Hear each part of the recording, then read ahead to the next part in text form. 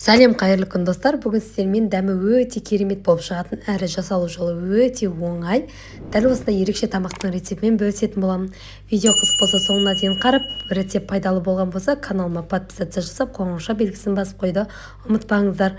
Алдымен қызып тұрған майымызға ұсақтап туралған пиязымызды салып кішкене қызартып қуырып алатын боламыз. Кішкене қуырғаннан кейін оның үстінен дәл осылай туралған еттерімізді салып оны да кішкене араластырып қуыратын боламыз. Барлық рецепттердің заттардың құрам массаларын барлығын осы видеоның төменгі жағына жазып қалдырамын, сол жерден қарап жасап көрсеңіздер болады. Етіміз жұмсақ болу үшін әрі дәм беру үшін дәл осылай соевый соусымызды қосып, тағы да біраз араластырып, кішкене қуырып алғаннан кейін оның үстінен картоптарымызды салып, тағы да араластырып, біраз уақыт қуырып алатын боламыз. Бұл біздің подливамыз, тамағымызға қосатын. Дәл осылай жасасаңыздар болады. Және міндетті түрде қазанға су құйып, қайнатуға қойып қойыңыздар.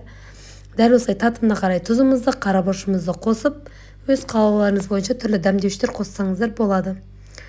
Дәл осылай барлығын араластырып алғаннан кейін үстінен жарты шөміштей суымызды құйып, сорпалы етіп дайындадым подливасын. Дәл осылай суымызды құйып, астын орташа отқа қойып, жаймеңдеп қайнатуға қоятын боламыз. Барлығы жақсы өте керемет болып пісіп шығады. Міне көріп тұрғандарыңызға қайнап, біздің подливамыз дайын болды. Енді қазанымызда суымыз қайнағаннан кейін мен дәл осылай магазиндегі үй кеспесі дейтін кеспені алып, дәл осылай қайнап тұрған суымызға барлық кеспелерімді салып, барлығын араларын дәл видеодағыдай етіп, шанышқының көмегімен де араластырсаңыздар болады. Мен осылай барлығын араластырып қайнатуға қойып қойдым. Дәл қамыр тамақ жасаған сияқты етіп жасасаңыздар болады. Нан салма сияқты десем де болады бұл тамақты.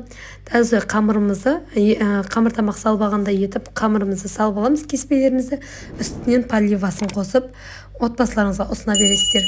Егер де рецепт пайдалы болған болса, каналыма тіркеліп, қоңырауша белгісін басып қойды ұмытпаңыздар. Назарларыңызға рахмет.